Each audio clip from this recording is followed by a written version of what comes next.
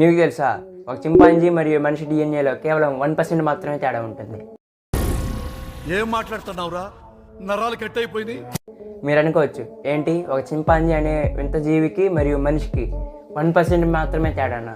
అవును, ఒక జీవి డిఎన్ఏలో 1% తేడా కూడా ఆ జీవిని చాలా వింతగా మారుస్తుంది.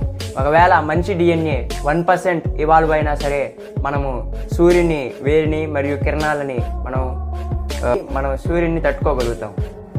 మనిషి లైట్ స్పీడ్ దగ్గరలో ప్రయాణించగలడు. అంతేకాకుండా ఒక ఆర్టిఫిషియల్ భూమి లాంటి గ్రహాన్ని కూడా తయారు చేయగలడు.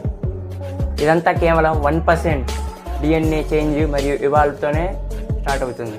అది ఈ మిల్కీవే గ్యాలక్సీలో ఏదో ఒక జీవి మనుషుల కంటే కనీసం 1% అయినా డెవలప్ అయిన జీవి ఏదో ఒకటి ఉంటుంది.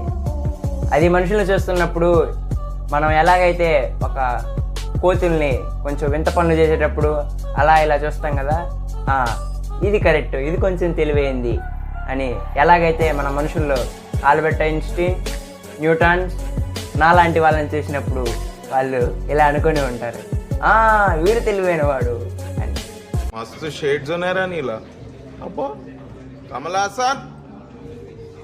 మరి వాళ్ళల్లో అడల్ట్స్ ఉంటారు కదా, అంటే పెద్దవాళ్ళు కొంచెం, ఇంకా వాళ్ళు ఎంత తెలివైన వాళ్ళు మీరే ఊహించి కింద కమెంట్ సెక్షన్లో కమెంట్ చేయండి. ఈ వీడియో మీకు నచ్చినట్లయితే please like, share and subscribe చేయండి. ఆ మరిన్ని వీడియోల కోసం ఇప్పుడే బెల్ ఐకాన్ కూడా ఆన్ చేసుకోండి.